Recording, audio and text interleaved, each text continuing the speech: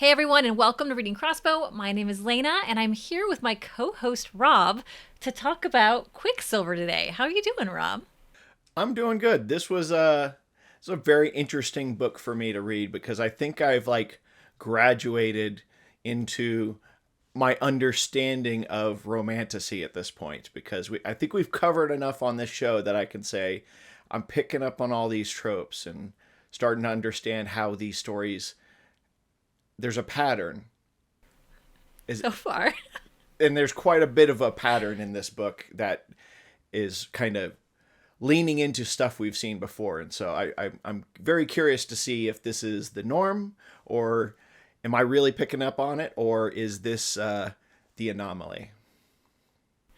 Yeah, well, we're going to dive into that. We actually are going to take a bit of a different approach to our series today because, typically we do, and we actually have diverged a little bit in recent episodes, but we typically do plot, characters, magic, show me the map, and we are going to touch on those things, but I think we're going to touch on it in the vein of how they relate to romantasy books because you're right, you have read plenty of these now, and I'm actually curious a little bit because once you read enough of these, it kind of gets to how you enjoy a good bowl of ice cream at the end of the day. You shouldn't have it. You're not supposed to have I don't know, calories after 7 or something, and especially not ice cream and store it all night. But you know what? It's just you want to. And that's kind of where I am with these. It's I know it's not good for me, but I'm gonna eat it anyway.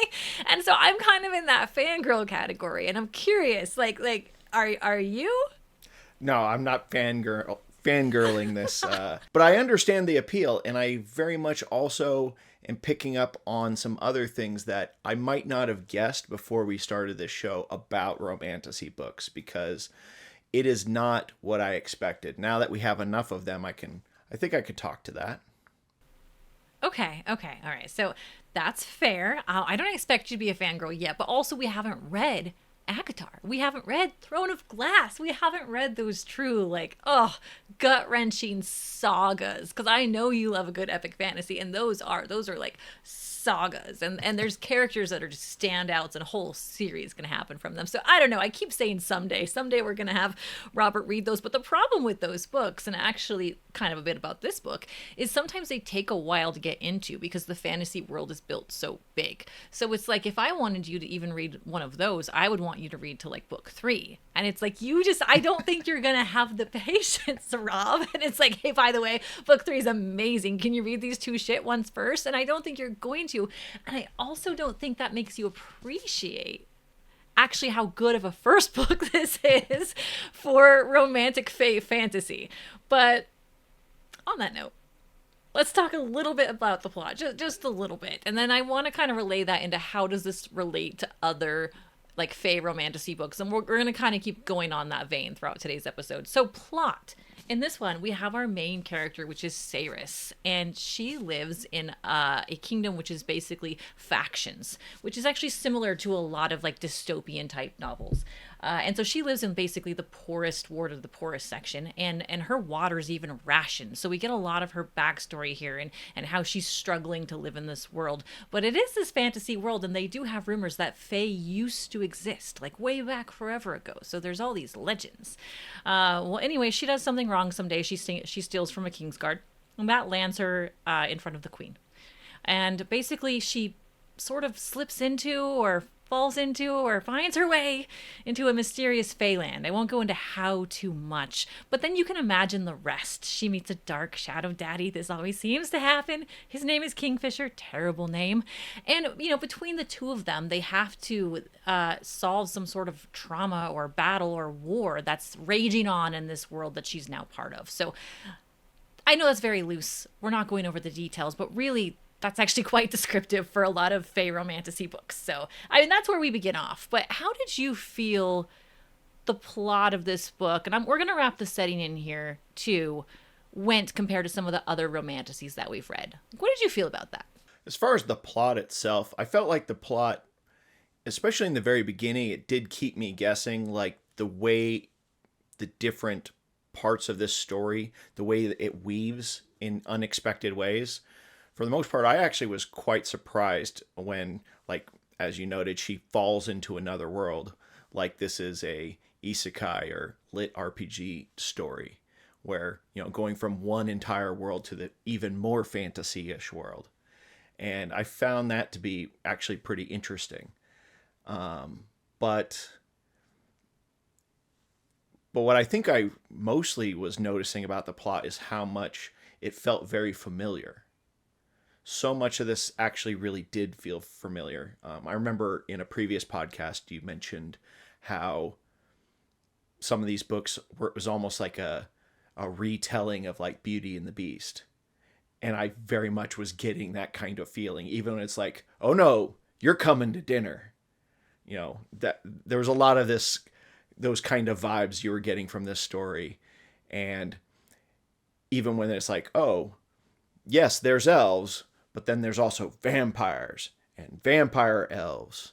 And it's like, what's going on? Like, this is a kitchen sink using your I knew you'd say kitchen sink. It kind of was. Yeah. Yeah.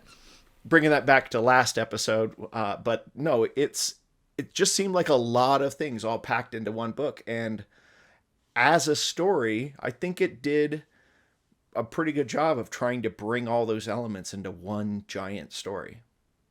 Yeah, so you haven't read ACOTAR yet. We talked a lot about it on the show. You haven't read Throne of Glass yet. And I have notes here, but I made a note about this because as I'm reading this, I'm like, this sounds so familiar, right? And this book is like loved, okay? We should say that too. This has like a I have it somewhere, like 4.35, I think, on Goodreads. So it's a lot of like, horny women reviewing this book, I'm sure, because like, I don't know. Also, I'm not that like confident in Goodreads rating because I feel like almost every single book on there is the 3.5 or higher. Have you ever noticed that? So like, yeah, there's not a lot to me, I'm like, what's that mean? There's not a lot of low numbered books as a whole. No. So it's almost like you need to take a 3 to a 5 on Goodreads. And if somebody ranks something a 4, that's a 3. And if somebody ranks something like a 4.5, well, that's a 4 to me. Like that's basically how I interpret Goodreads. So this had a really high Goodreads score. And I'm like, but what does it mean? But anyway, I wrote this down. It was like my first thought, like partway through the book. And it is that books like this are so successful because the characters have an entire life before the book begins. And so I kind of wanted to point that out. And by before the book begins, I mean before they go to this other fantasy realm, because it's very common. So that was like a shock to you, but for me, I'm like, she fell into the Quicksilver, look at her go, because this happens. So like in ACOTAR, for example, or I actually think this one is Throne of Glass. I confused them. Yeah, Throne of Glass. She's basically going down like this kind of tunnel, this secret passageway in a castle. And they're in a castle. And she basically kind of like falls through this barrier between the fairy realm using some magical swords and stuff. And I'm butchering that. People are going to hate me for it, whatever. But the point is that it happens. And it's happened in at least 4 books that I've read where there's this divider between the fairy realm. Now, sometimes you know about it, like in ACOTAR, where like, nope, there's a barrier, there's an invisible wall, we can't go past it. The fairies live that way. Whereas this one, it's like, yeah, fairies live forever ago. They don't really anymore, right? Yeah, the people even mentioned there used to be magic, and there's stories about magic and fae and other fantastic creatures, but no one really believes that exists anymore. They're like myths, right? Yeah. But what I loved about this book, and I kind of wanted to point out, is that it follows that sort of story, what lends itself to a successful story writing in this type of series. Like in the other books I've mentioned, we get a lot of the backstory of the female main character. She's living her life sort of before she meets the bajillion-year-old hot, sexy guy. And in this one, it really started out that way. I'm like, I could get behind this. Saris to me is actually a strong female character. And I like this idea of having water rations and fighting and stealing and siphoning off water from the kingdom. Like, I thought this was really cool, and I really got attached to this life of hers. And something that you missed out on, but I picked up on, is that it was just so short. Because in other series, we usually get almost a full book of that. And it really takes a while when you know that this is going to be a series for her to really, the main character, to get into those other lands and for that plot to get moving. For this, it happened very, very quickly. And so we just didn't get that like magic formula that some of these romantic, like romantasy books have. So yeah, plot, the plot was fine. It was acceptable.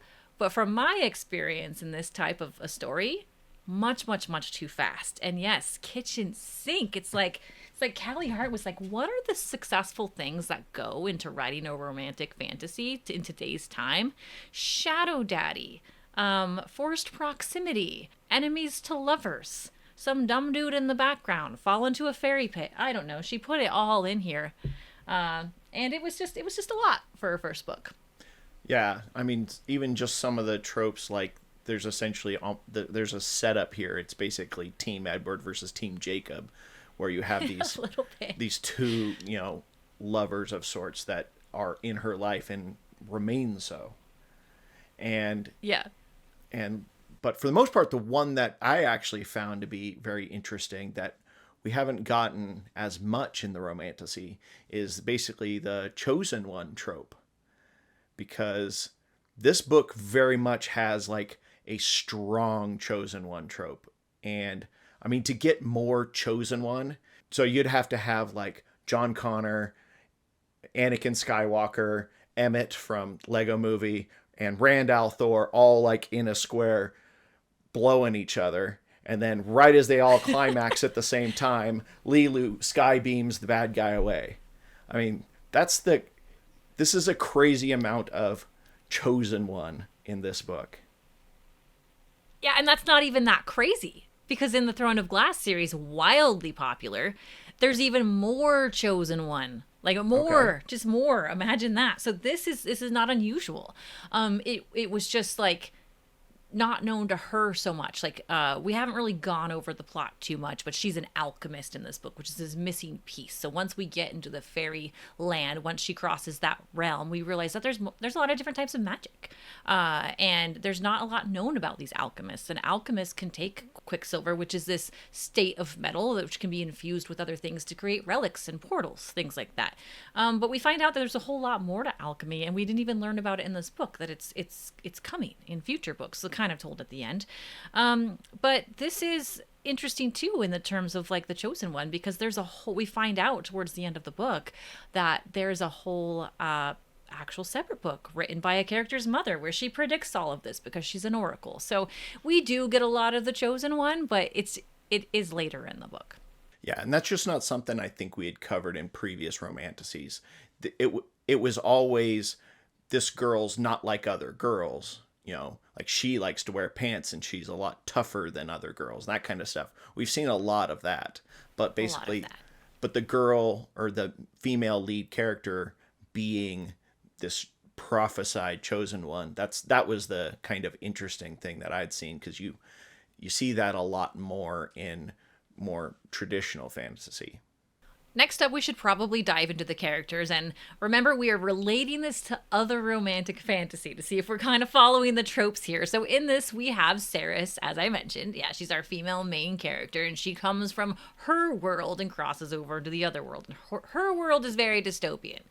And then we have Kingfisher, which we haven't said his name yet. It's the stupidest name ever. She calls him Fisher sometimes, but he is the shadow daddy in this book. And we have Carrion. Carrion is the other lover, or the lover in her current world, and he overlaps a bit into the fantasy world. And then we have our supporting characters, so basically our court, because we're going into a royal court here. And then we have other courts, not uncommon by the way, and supporting characters of those courts. Think about them as like, I know you haven't read the other books, but it's common for me, but I'm curious how you felt about the characters in this book, and did it remind you of any other characters? Initially, what I really was getting out of this book was actually a different series, which is Outlander, because the way these characters, like, she falls into another world and she instantly gets picked up by the male lead and swept off to his personal domain that's separate from the other part of the kingdom.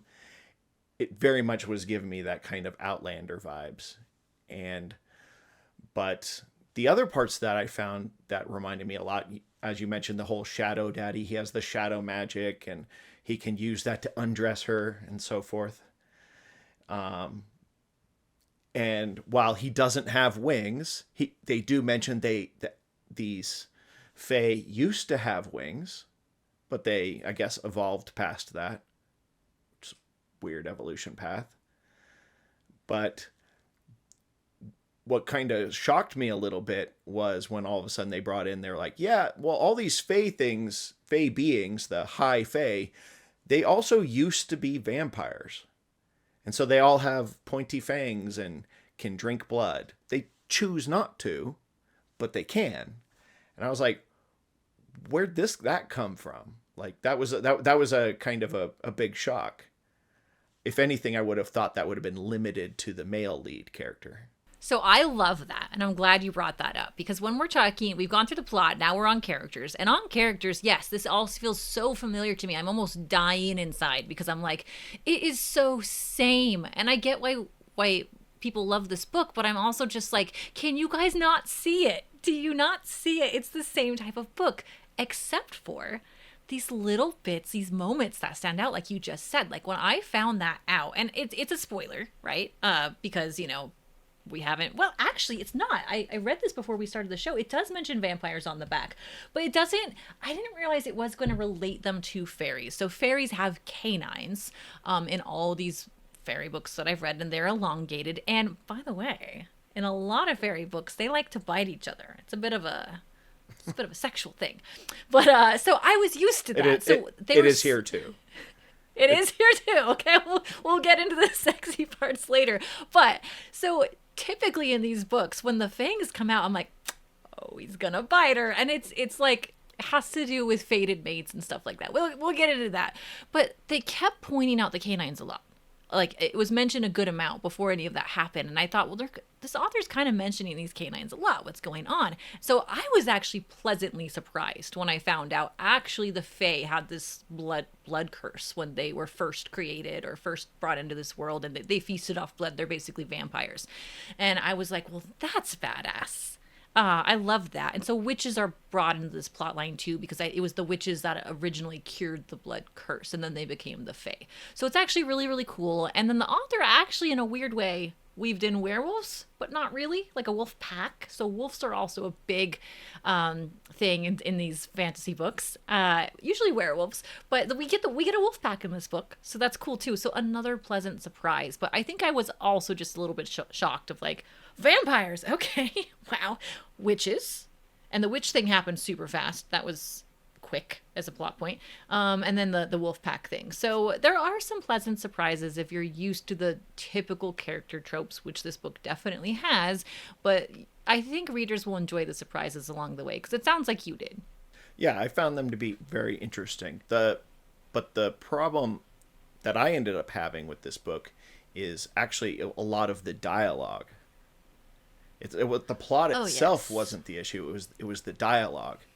The dialogue is so over the top from page one. I mean, literally page one.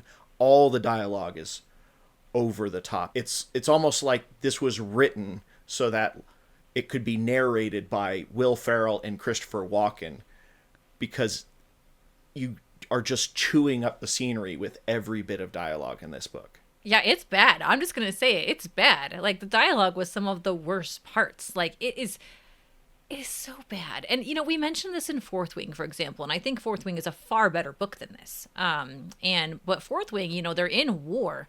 They're on dragons. They're literally battling. Some people are bleeding out, and they're making jokes about who was going to get together later, or just like things like that. I'm like, you wouldn't, though. You wouldn't do that 10,000 feet off the ground, like fighting for your life, and then like, hey, yeah, I know you thought that looked sexy, and this is like every other page, and I'm like, why? The plot, the story outline's actually good, like in my opinion. Like if this were outlined out, I like this story. I like how it happened. I love the vampires to fairies. I actually like the separation of the worlds.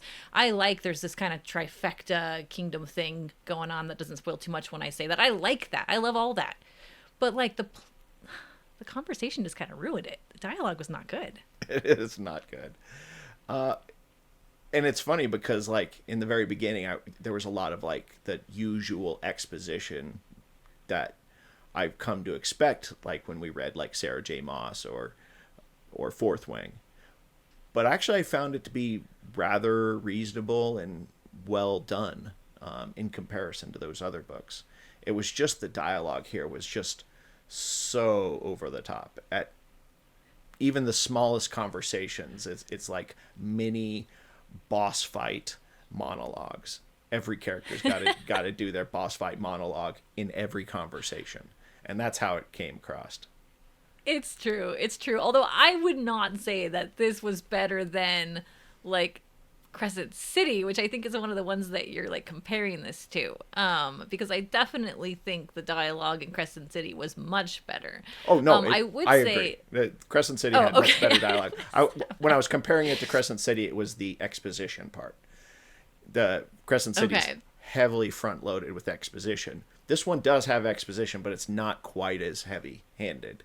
Oh yeah, the book goes by much faster too. Like the pacing of this book is very good. I will say that I actually finished 300 pages in one day, and then I finished the other 300 pages in the next day. Like this is a type of book where if you like these romantic fantasies, then you will like this book. You will eat up this book. It's comforting in like the genre because so many of the elements are so friendly to you. You've read them before. Is this going to feel like a book you can cuddle up with?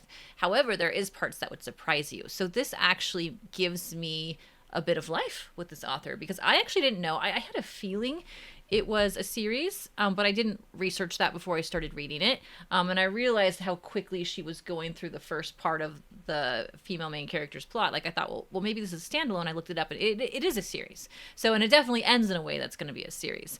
But it gives me hope for the author because there's enough unique things written into this that if she focuses on those things and maybe pulls away from some of the common tropes, it will be much better for her. And then I think this will fall into the vein of, those of you who've read it, it is very good. The Throne of Glass series, book 3 on, which are fantastic. But let's move into the magic in this book. Okay. Because magic is something that we can both bond over. And I've mentioned Throne of Glass a lot and some other books you haven't read. So we can kind of dump those out for a second and just talk about magic. So how did you feel about the magic in Quicksilver? So the magic in this book follows the magical substance as a source of the magic. Things like unobtainium or ghost rock or any number of other, fantasy elements like mithril or that kind of stuff, where it's the magical substance that is the source of all the magic in the world. I found that to be very interesting, but it felt almost is very shallow as far as what we got out of this so far. I'm not sure, but it was hinted at that there's a whole lot more to this magic system that goes beyond just the title Quicksilver. Yeah, there's definitely like gods and their playthings, which we really didn't get into in this book. So when Ceres is transferred into or portaled into the other land, she basically ends up in a castle in the kingdom, and they're taking care of her while she recovers because it was quite tragic how she got there. And in this castle, as she's exploring and getting her boundaries and figuring it all out, they're walking past this like hall of gods, so to speak. And there's these statues, and some of them they revere and sort of like bow to. And there's one that they don't look at. This is like the god of chaos. They don't want the god of chaos, and they kind of touch his heel and like a form of good luck. And their playthings, because then there's gods that represent moons, and maybe they're minor gods or lesser gods, things like that. But we really only got one of these gods in this book. And there was more. They paid tribute to more. So as this goes on, I actually hope it will be a long series because I hope more of these gods come into play. And I think they'll represent different parts of this magic. Because yes, we have the Quicksilver in this book, but it appeared to me as if the gods, kind of puppeteer their people a bit. And so that didn't come into play much, but definitely divine magic interweaved with material magic and the elements, alchemy and witchcraft. Those were all mentioned in here. Yeah, you're right. There is quite a bit of other magic systems that you're told about in this. We don't really get to see how they work or what they are. You just have to assume they say it's a witch, so therefore witchcraft, and you just assume all the standard tropes of witchcraft. And the vampires have shadow magic. What does that mean? Well, we just assume the standard shadow magic stuff. But it was an interesting twist as far as I could tell, where with the unobtainium material, the magical substance, which is called Quicksilver, how it seemed to be sentient. It, every little bit of it, she could have like little conversations, and like this little bit of Quicksilver wants you to tell it, is interested in humor, so you have to tell it jokes, and this other one wants you to sing to it. And that was an interesting twist that I didn't expect, is that the magic itself was sentient. And I found that to be kind of a novel change.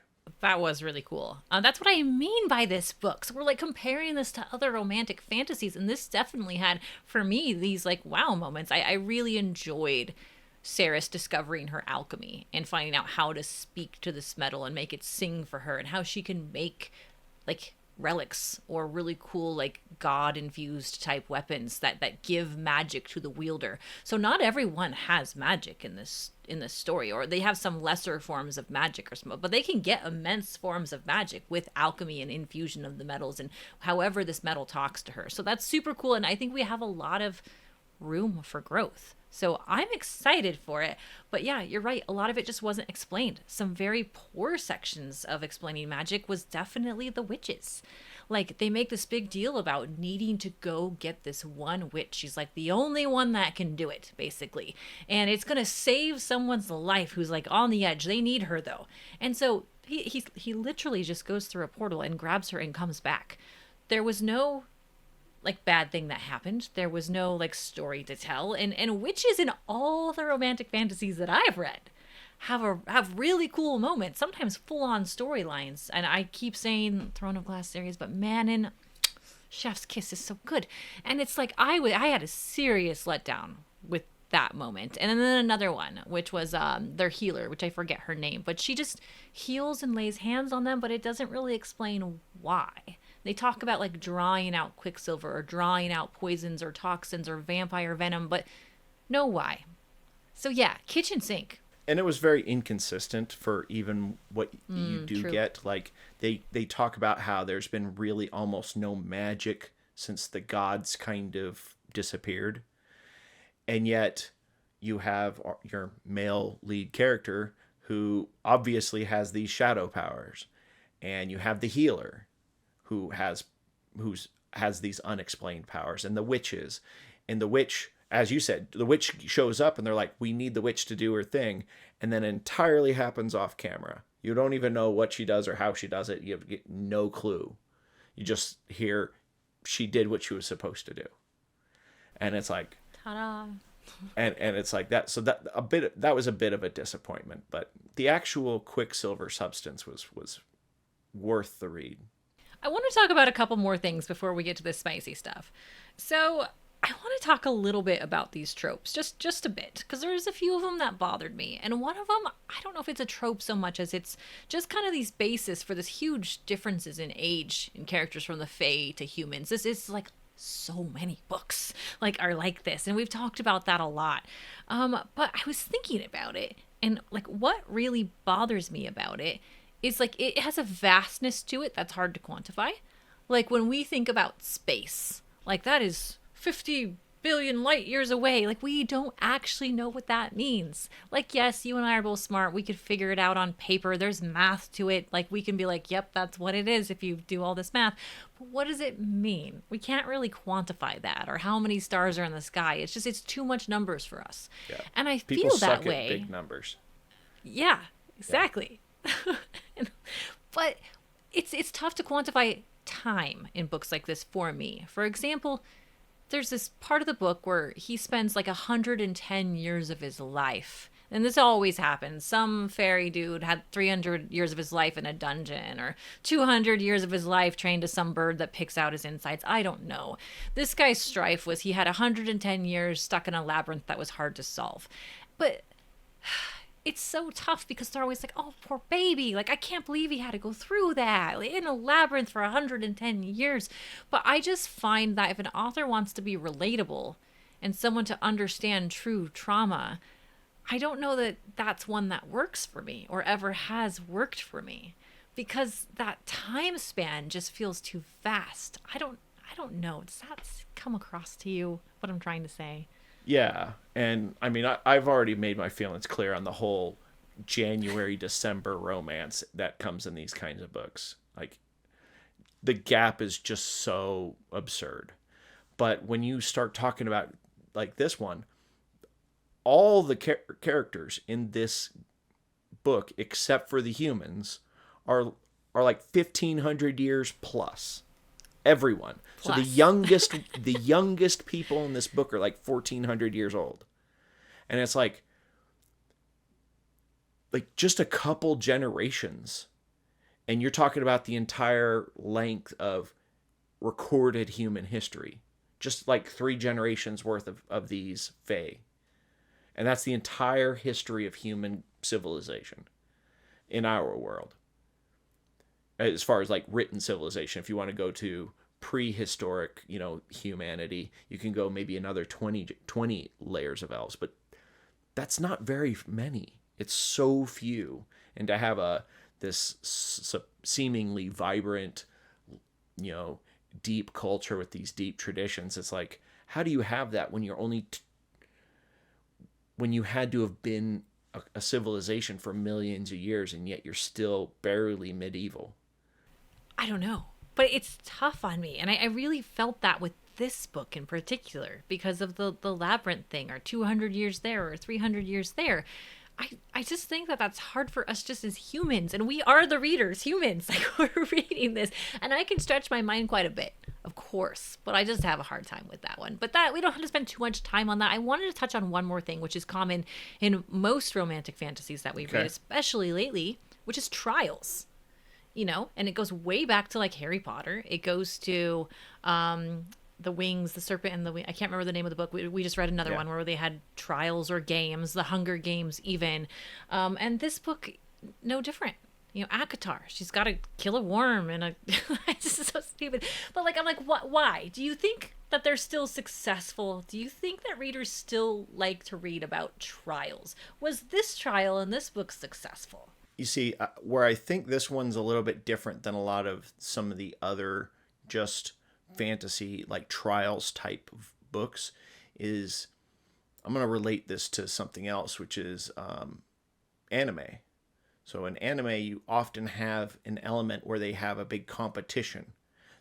But the whole point of the competition is so that the characters can show off what they can do in a kind of safe and interesting way, and maybe have friendly people fight each other.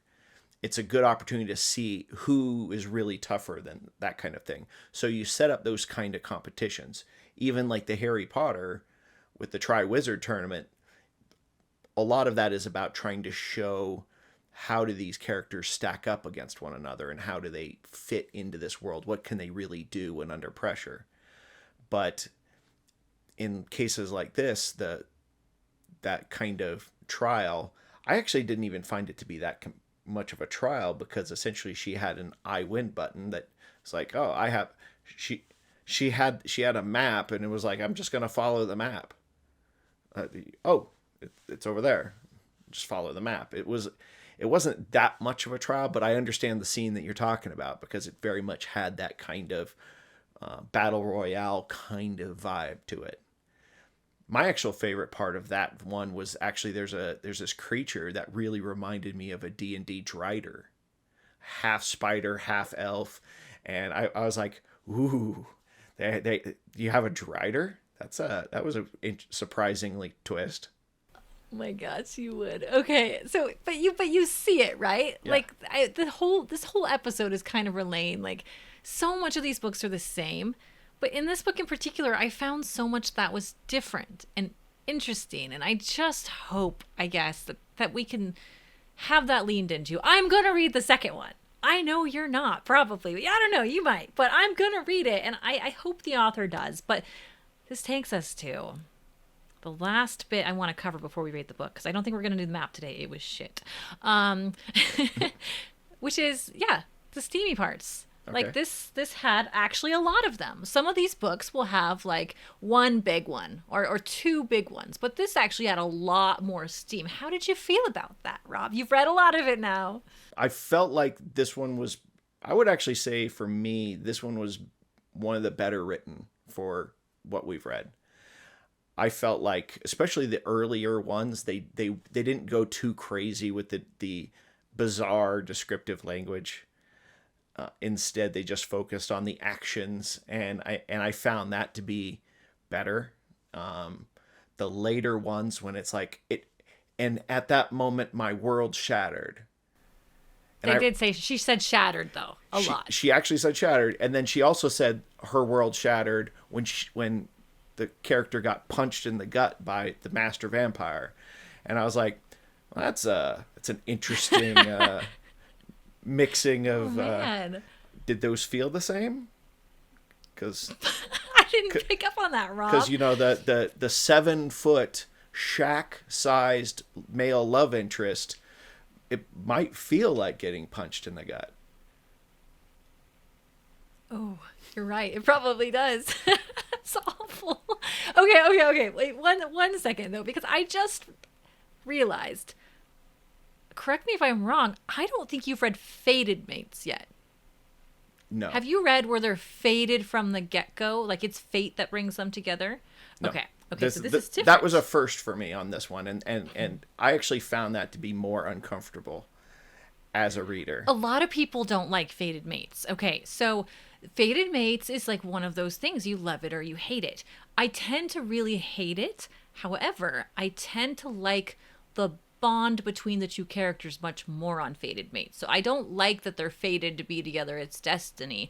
But how it was written in this book is how Fated Mates typically act towards each other. So I should point that out, because in other books you get more slow burn. And I did read some Goodreads reviews on this and some other website reviews on this book beforehand, and some people really put this book down for not being slow burn enough. And I love slow burn more than any other story. That is my favorite. Give them time to build it up, right? No. From the get-go, like, what? You want to F me, don't you? And she's like, yeah, totally, buddy. I hate you, though. Which is weird. But in Fated Mate stories, it is like that. They feel this unbelievable pull towards each other, and it takes more of that slow burn out of the way. If anything, you get pushed back, because either one of them knows it and one doesn't. Often the one that doesn't know it is the young one, the human, always. And then the person who's lived a million years is like, well, I don't want to put that on them. They're not ready yet, but I feel it so strongly. It's, and so it's almost pushback, but like heavy pull away. And you got that a lot in the beginning of this. So it's very typical. Yeah, I actually got it had very similar vibes to what I remember about Fourth Wing, about how the characters acted like they were attracted to each other but didn't like each other. However, about Fourth Wing as the comparison is the two characters, at least one of them was actually being nice to the other one in their own way. The other one, yeah. the female lead, was just being a jerk the whole time. In this one, both the characters are being terrible. As far as they're both being jerks to each other until they're not. And then suddenly, for life. Yeah, for life. Well, see, this is because they're fated mates and enemies to lovers. So it's just like, but there's a lot out there too. But now, the way that you said you kind of like how this love story was written makes me think that you would like ACOTAR. And I want to fast forward you to like book 2, 3, and I don't know how to do it, Rob. I don't know how we're going to do this. But you need a fated book story, or fated mate story. And I need to find a way to get you one. So if anyone's watching this and knows of like a good book 1 fated mates, I would love to hear it, because I don't know of a good book 1. Okay. But yeah, the Steam on this is like a 4 out of 5. Yeah, I'd say it's probably the highest of what we've covered in the show. For myself, I still would actually say Crescent City would actually be the one I like the most as far as a spicy and romance. I think that would have been my favorite of what we've covered on the show. But this one, as far as the specific spicy scenes, yeah, this one probably wins just through volume and girth. Well, for people who love romantasy, and you've already, I know it's newer to Rob, if you've read Akatar, then the Nesta chapter is a 5. We know what a 5 is. We've read a 5. So this isn't that, but it's close. Uh, so let's rate the book, Rob. And let's, I don't know, should we rate it in terms of romantic fantasies? Should we do that for this episode? We don't have to, but just throwing it out there. So for myself, if I'm reviewing this just as a romantic fantasy, I would probably rate this more at the center, because it does feel like it's just pulling in all the tropes from every other book and weaving them together. There's not enough for me that's distinct about this book that's not a negative.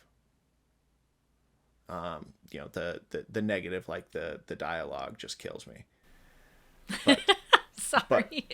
but if I were to rate this on our normal scale, I think I would rate this a 2. Ooh, wow. I like the story. It's just hard to read. Did you read it or listen to it? I listened to it and read it, but the cool thing about the audiobook, though, at least the one I got, I don't know if there's multiple audiobooks, and I was reading it, and then, as Lena mentioned, that she ended up reading it in 2 days, and then was like, "Hey, do you want to record? Our video about this in one more day?" And I was like, "Yeah, I'm not getting far enough. I need to read this faster." And to do so, I used the audiobook.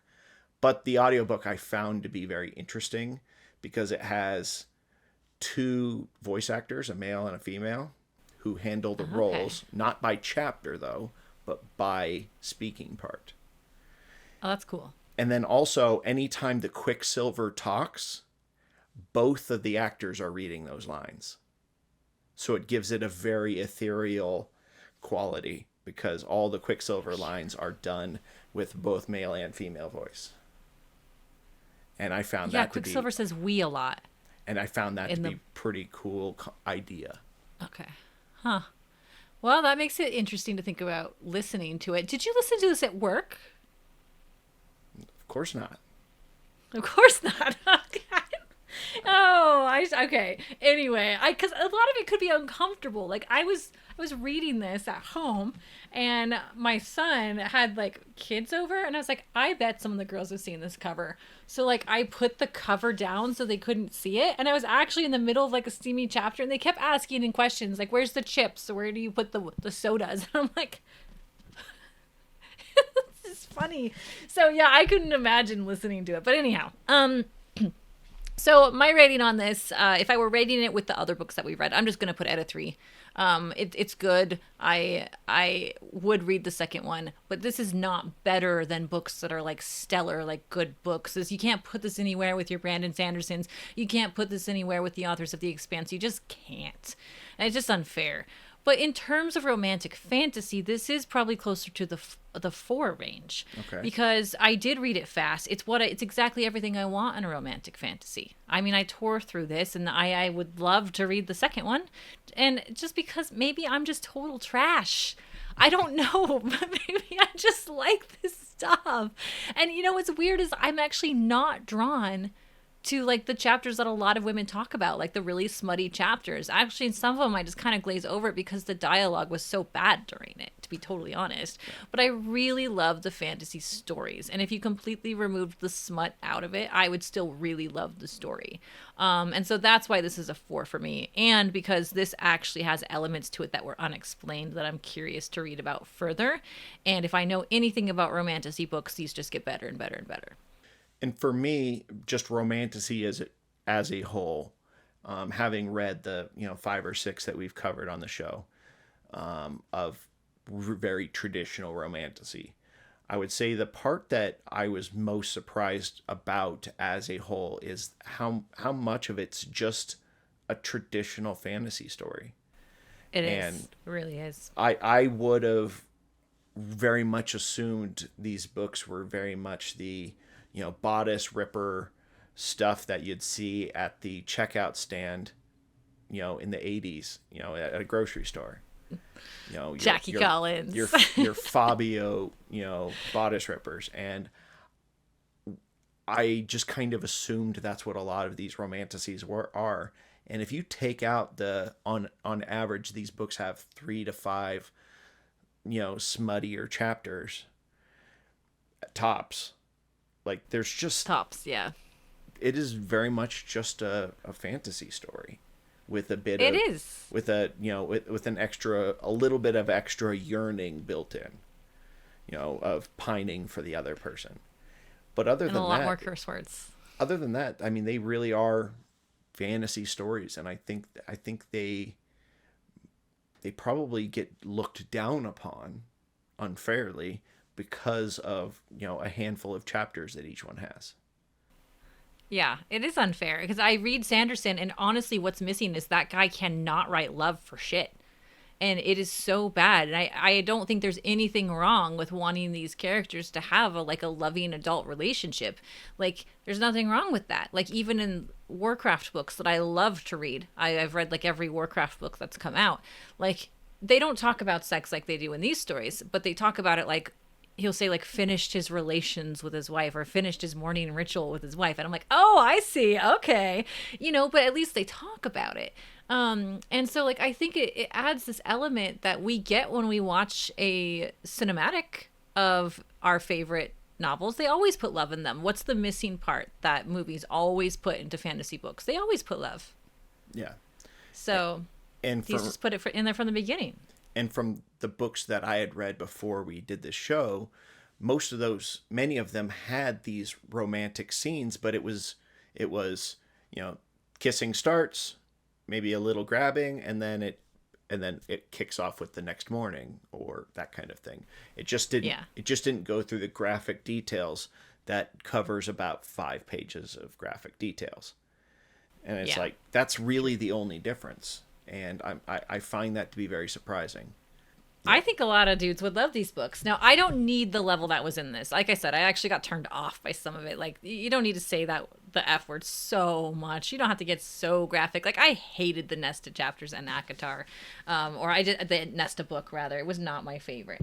But that concludes the talk about our smutty sections in our books, and we have rated them. So, par for the course, this book is right up there with other romantic fantasy.